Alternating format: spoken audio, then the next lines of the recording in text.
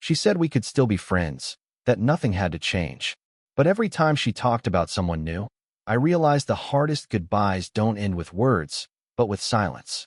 You ever sit across from someone you used to love so much your chest would ache just looking at them, and realize it is ending, and neither of you is crying? That is how it happened with me and Lauren. We were sitting at that little cafe on West Hill, the one with the chipped tables and too many plants, and she was stirring her coffee like she had somewhere else to be. I remember thinking how strange it was that something so big could feel so quiet. No yelling, no drama, just two people pretending they were mature enough to take a broken thing and call it something else. She said we had changed, that it was nobody's fault, that it was better to shift into something more supportive. I think she even used the word evolve, like our love was just an outdated app getting a friendly upgrade. I nodded, agreed, smiled even, told her I wanted to stay close. Because that is what you were supposed to do, right? Be grown-ups. Be friends. It sounded safe. Familiar. I mean, we had been through a lot together. 5 years, 3 apartments, 2 almost engagements, 1 dog we could not keep. Letting go completely? That felt too cold. Staying friends felt human. Like leaving the light on in a room you were not ready to say goodbye to. The last thing she said before we walked out was, "This does not have to be sad, okay?" And I believed her. God help me, I believed her. We hugged like old friends. She kissed my cheek and said, "Text me when you get home." I watched her walk away, denim jacket swinging behind her like she had just unloaded a heavy box off her shoulders. And that was when it hit me. Not the breakup itself, but the way she looked lighter without me. I drove home with the window cracked, wind in my face, music turned off.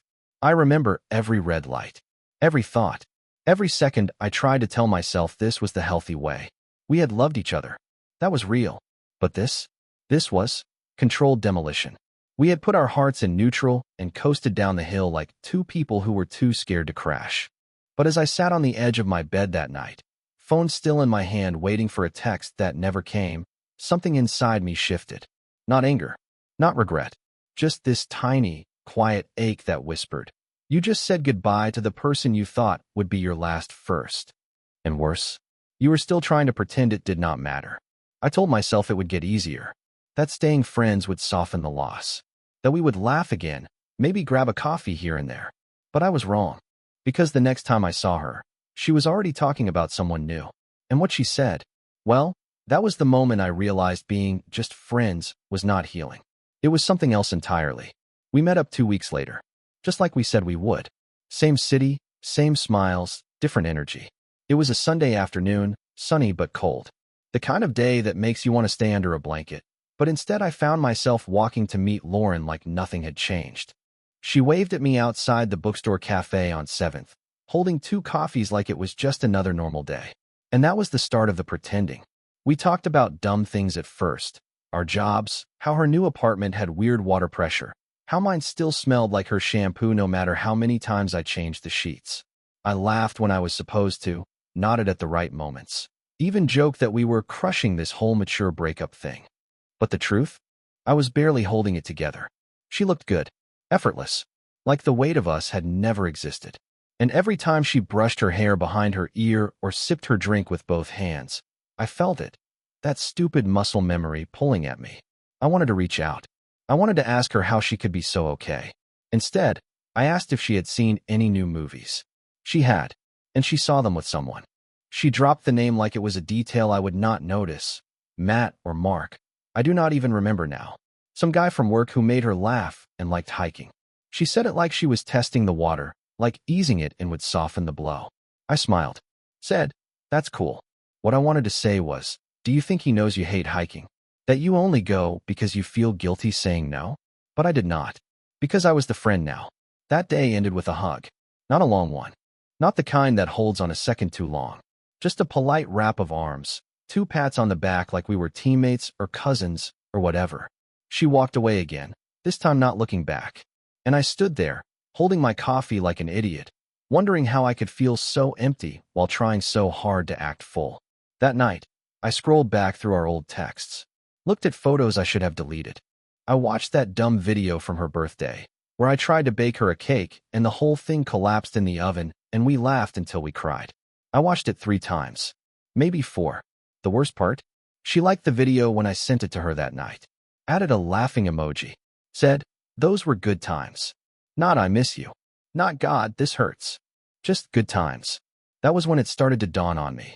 Maybe staying friends was not about healing at all. Maybe it was just a way to keep her close without having to feel anything real anymore. But I was not ready to admit that yet. Because the next time she called, I picked up. It was a Wednesday when she called. Middle of the week, middle of the afternoon. I was working from home, half watching the cursor blink on an email I could not finish when her name popped up on my phone. No warning. No context. Just, "Lauren is calling." And like a damn reflex, I answered. Her voice was bright. Too bright. She wanted to grab a bite. Said she was in the neighborhood. Thought of me. Figured why not. I said sure, like I was not already planning my whole day around the idea of hearing from her again. We met at this burger place we used to hit up back when we were too broke for real dates. Same cracked booths. Same greasy fries. Same little corner table we always claimed like it was ours. I sat across from her like it was old times, even though everything felt newer and colder and wrong. She talked a lot that day. About work, about some concert she was thinking of going to. Then she asked if I had been seeing anyone. I shook my head. Said I was just focusing on myself. That old line. She nodded like she understood. Then smiled. Mark asked me to go to Lake George with him next weekend. She said, casual as anything. I think I might. I remember the sound of the ice in my drink shifting. I asked her if she remembered the first time we went there. She said yeah. Of course she did. She laughed a little. Said something like, "You got so sunburned that weekend." Then she changed the subject. Just like that. Like it was nothing. And all I could think about was how I still had the photo from that trip.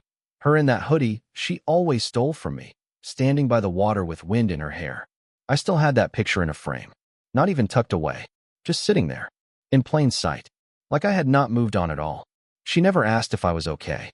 Never once said, "Hey, is this weird for you? Or is this hard?" And I never told her. Because I thought if I said it out loud, I would lose her completely. So I smiled. Kept the pain neat and folded. Pretended it was fine. When the bill came, she reached for her wallet. I waved it off. Said, "I got it." Just like I used to.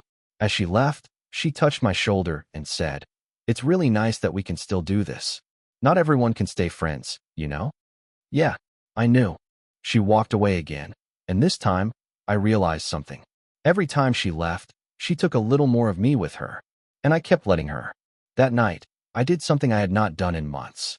I opened the dating app one had downloaded and never used. And right there, staring back at me, was a profile that stopped my heart cold. Lauren, smiling, holding a drink, with Mark's hand on her waist. I stared at her profile like I had been punched.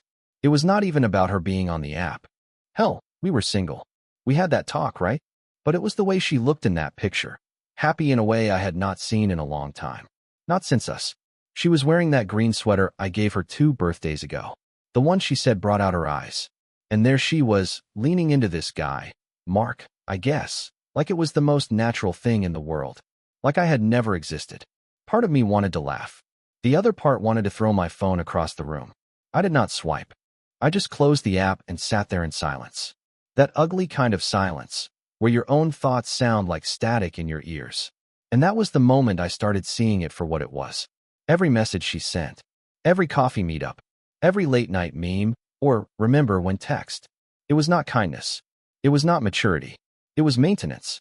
She was keeping the lights on in the house we used to live in, but she had already moved out. And I was the idiot still paying the bills. But even with that realization clawing at the back of my throat, I could not bring myself to cut her off. So when she texted the next morning, something dumb like, "Do you remember the name of that place with the chocolate waffles?" I still answered. Told her it was Manny's. Told her to try the sea salt caramel syrup. And when she replied with, "You always remember the little things," I felt sick. Because she meant it as a compliment. And I took it like a knife to the gut. Later that week, she asked if I could help her move a shelf into her new place. Said Mark was out of town and her roommate had a bad back. I told her yeah, of course. Told myself it was nothing. But as I stood there in her living room, lifting that cheap wooden bookshelf and pretending it was not killing me to see her walls filled with new memories I was not part of, I caught something I was not supposed to see. A framed picture. Mark and Lauren, laughing on a boat. Her hand on his chest. The caption printed below in one of those faux handwriting fonts. Everything I needed, finally found. My arms locked up mid-lift. I nearly dropped the damn shelf. She did not notice. Or maybe she did, and just did not care. We finished setting it up, and she offered me a beer like I had not just watched her erase me from the story. I said I had to go. Told her I had work in the morning. That was a lie. I just needed air. Space. Anything. I got in my car and sat there with the engine running, staring at the steering wheel like it could give me answers. That was the night it hit me, the full weight of it. She was not keeping me around because she missed me. She was keeping me around because it was convenient. Because I knew her better than anyone else. Because she liked having someone who used to love her still within arm's reach, just in case things went south with the guy she now loved. I was not her friend. I was her backup plan. And the sickest part? I had let her. The next couple weeks, I tried to pull away without making a scene. No big talk. No dramatic send-off.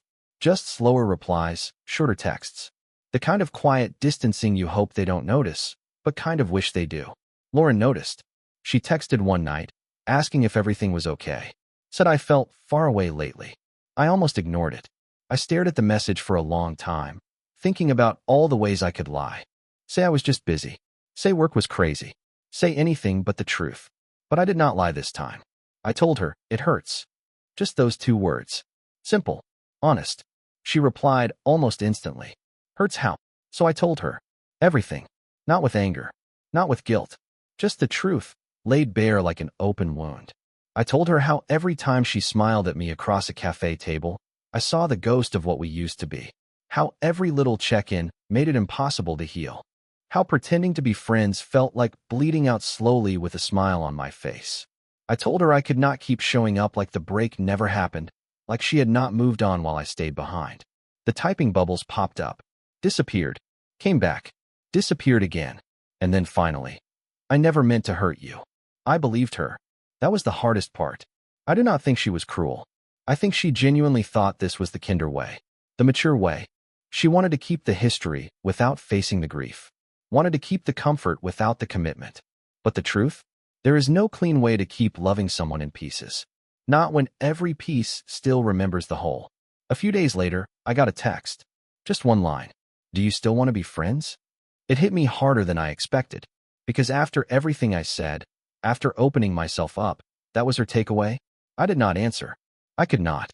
Instead, I did something I had not done in months. I packed up the box. You know the one. Every old couple has one. The leftover artifacts. Notes, ticket stubs, photos that still smelled like old perfume. I sealed it with tape and shoved it in the closet where the dog crate used to be. Then I deleted our chat thread. I did not block her. I just stepped back. Not because I hated her, but because I finally understood something. You cannot heal in the same place you got hurt. And friendship?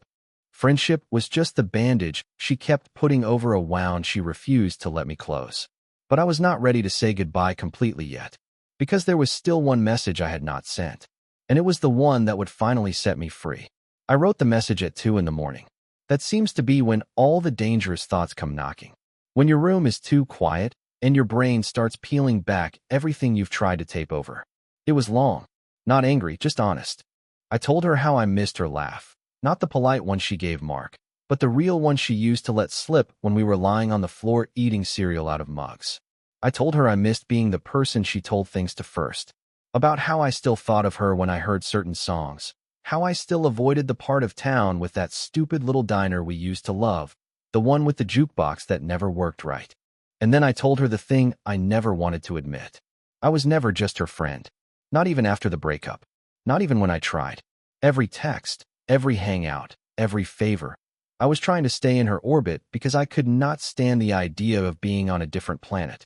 I told her that friendship after love sounds poetic, but in real life, it feels like standing outside your own house, watching someone else live inside it. I sat there, staring at the screen, thumb hovering over send. It would have been easy, but something stopped me. Not fear, not pride.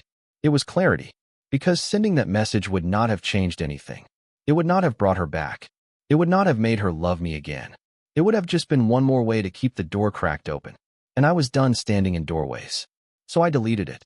Not saved in drafts. Not copied and pasted somewhere else. Gone.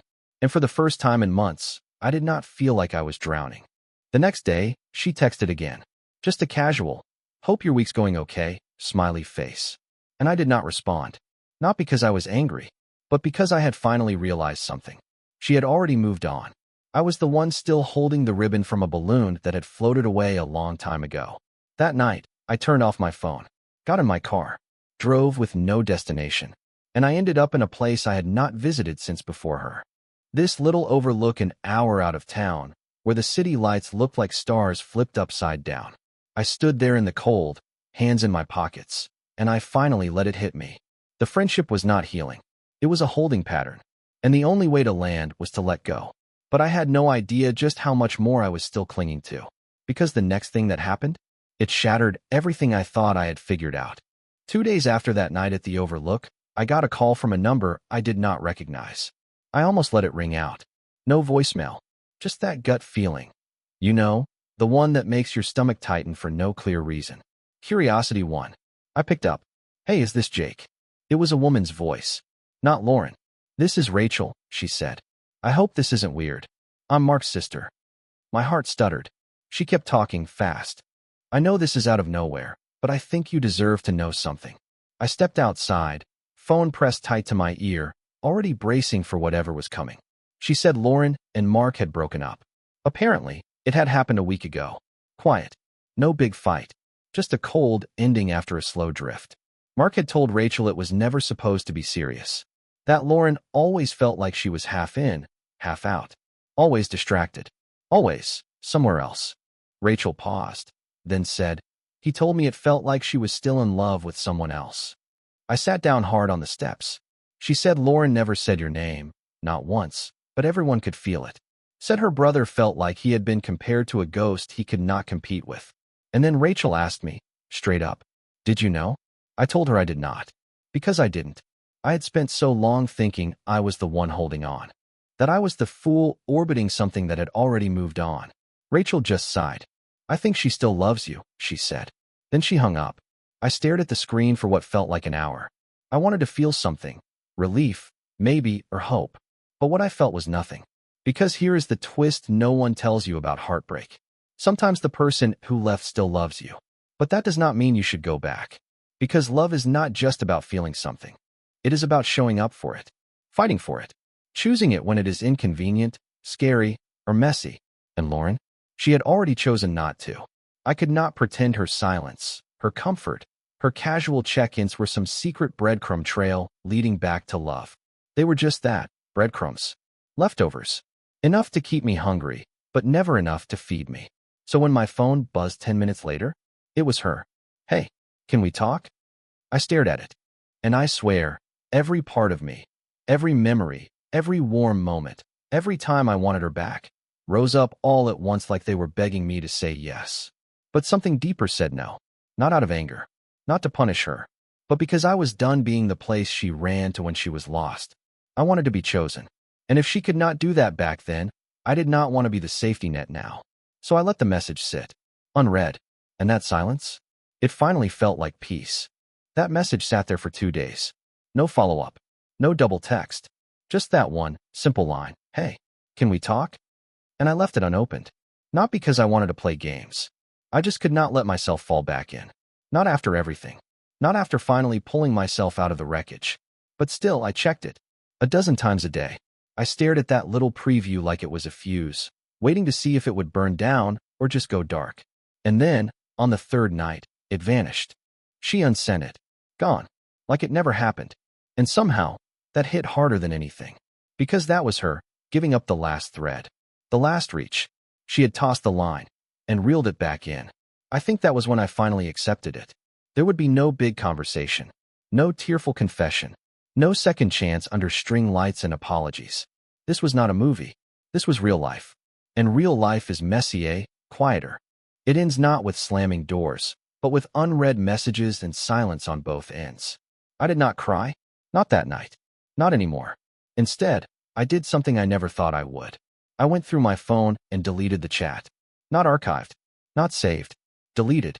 5 years of love, jokes, plans, photos, voice notes, all of it. Gone with a few swipes of my thumb. It felt like pressing a button to drop a building you used to live in. But it needed to fall. because keeping it around was like sleeping in a burned house, pretending the walls still kept you warm. That weekend, I got up early, cleaned my apartment top to bottom, bought new bedsheets, donated some stuff that reminded me too much of her, mugs, throw pillows, a record player we bought together. It was not dramatic. It was not angry. It was just quiet closure. The kind you do for yourself when no one else is coming back to give it to you. And that night, lying in my freshly made bed, in a room that no longer smelled like memory, I realized something. I had not reached out in days. Not to check her profile. Not to look for signs. Not to wonder if she would message again. I was just breathing, sleeping, living. And maybe for the first time since the breakup, I was not waiting for anything. But right as I started to drift off, there was a knock at my door. I froze. It was almost midnight. Lights low. Apartment quiet. I had just started drifting, and then that knock, soft but sure, brought everything rushing back. I stayed still for a second. Part of me thought maybe I imagined it. But then it came again. Knock. Knock. I got up slow. Walked to the door like it might bite. No peephole, so I cracked it, just barely. And there she was. Lauren. No makeup. Hoodie pulled up like armor. Eyes red. Not crying, just tired. Tired in the way people get when they run from themselves for too long. I was in the neighborhood, she said, voice low. I did not say anything. I just opened the door and stepped aside. She walked in like it was still her place. Like her ghost had been waiting to be let back inside. She stood in the middle of the room, looking around like she was checking for damage. Like she was expecting to see a shrine or a crime scene. But there was nothing. No pictures of us. No old playlist queued up. No trace of the life we used to share. And I think that rattled her. She turned to me and said, "You're really doing it." Doing what? I asked. Letting go. I nodded. Not proud. Not cold. Just honest. She looked down, fingers gripping the edge of her sleeve. I wanted to talk before. I didn't know what I was trying to say. I waited. She took a breath like it weighed something. I kept thinking I was being kind. That staying close meant we were doing it right. But I was just afraid. Afraid to lose you completely. Afraid to sit with the quiet. I swallowed hard, but stayed quiet. And when Mark and I ended, she continued, I thought maybe I'd come back, and you'd still be there. That one hurt. Not because she said it, but because I already knew it was true. She stepped closer, but not too close. I did love you. I still do. But I do not know what kind of love it is anymore. I do not think I ever gave you the kind you deserved. The silence between us stretched out like a bridge. Then she said, I just needed you to know that. I nodded again. Thank you. She wiped at her cheek, even though there were no tears. I should go. I walked her to the door. She hesitated there, like maybe she was waiting for me to ask her to stay. But I didn't. Because I finally understood something. Closure is not holding on to hope. It is letting go without needing the apology to fix you. She gave me her version of the truth, and I gave her nothing but peace. As she walked out, she turned and whispered, You were home to me. And I said, gently, Then why did you leave? She did not answer. She just pulled the door shut behind her. And this time, I did not chase her. After she left, I stood there for a while. Not shattered. Not numb. Just still. There was no breakdown. No dramatic crying into my hands. No sudden urge to call her back. I did not even sit down right away. I just let the quiet settle. It felt different now. Less like a punishment, more like a space I had finally made room for. I walked over to the window and looked out at the street. She was already gone. No lingering. No looking back. And that was the moment I finally understood. Some people are not meant to stay. They are meant to pass through, to teach you how deep you can feel, and then teach you how to stand on your own again when they leave. We think closure means talking it all out, saying everything perfectly, wrapping the story in a bow so we can file it away. But real closure? It comes in the quiet after the door clicks shut. It is the choice to stop reopening a wound just because you missed the way it bled. I do not hate her. I never could. She gave me something real. For a while, it felt like I had found my person.